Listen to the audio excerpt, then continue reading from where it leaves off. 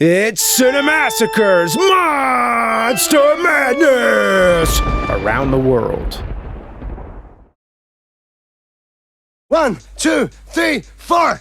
Ireland, the country that brought us Guinness, Liam Neeson, and the Lord of the Dance, Michael Flatley. Not to mention an extensive catalog of horror films that take place in the Emerald Isle.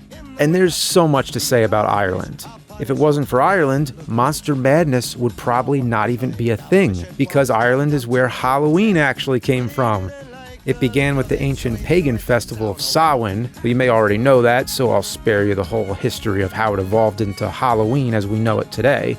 It is good to know I am remembered. But Ireland is definitely a great source of spooky legends. It's the home of leprechauns before they became a popular horror villain. We're cooking now, kids. And it was the birthplace of Bram Stoker. Today's movie is Grabbers, a horror comedy set on Arran Island, located off the coast of mainland Ireland. Being a horror comedy set in the British Isles, it's easy to compare it to the likes of Shaun of the Dead, but all similarities really end at the genre and location. It actually shares more similarities with films like Slither or, more obviously, Tremors. This movie can easily be written off as Irish Tremors, with a similar type of setting and plot, but it sets itself aside with a unique gimmick.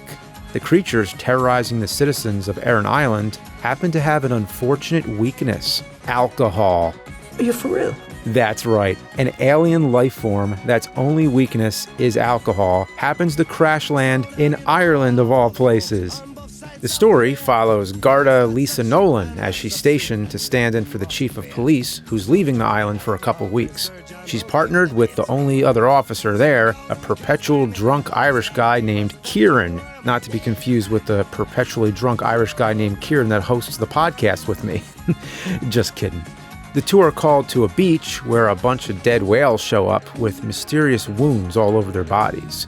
We also start to see glimpses of the creature as it takes out the crew of a fishing boat and a few of the residents of the island too. Paddy, a resident fisherman, happens to catch one of the creatures in a lobster trap and returns to his home with it. There he keeps it in his bathtub. Eventually, the creature breaks free and attacks him, but due to his overpowering intoxication, the creature dies, or so they think.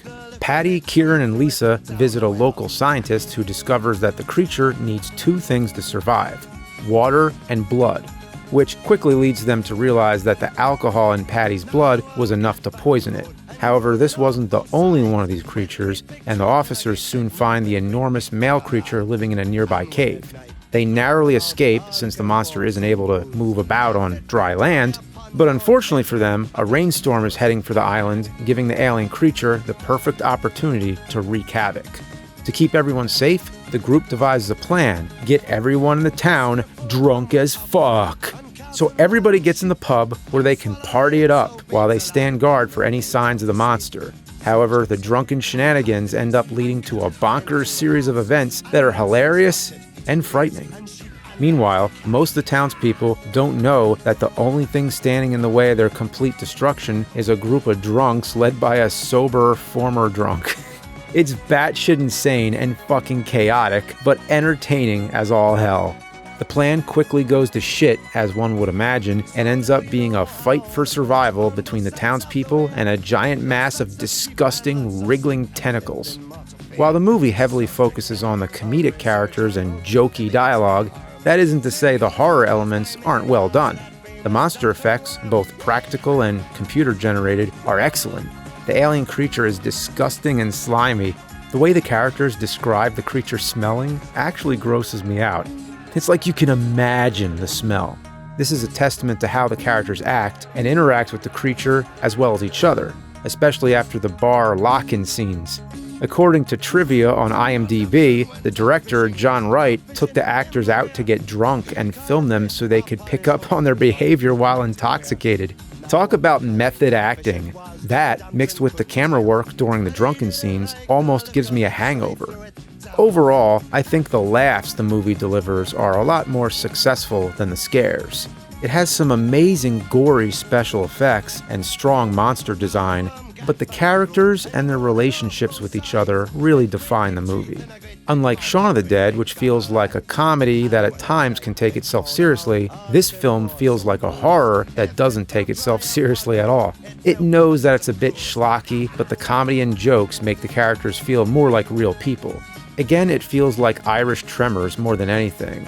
The plot, revolving around a female officer or Garda coming to a remote location, is a lot like the character Rhonda in Tremors, who shows up to study seismology readings in the area and ends up partnering with Kevin Bacon's character.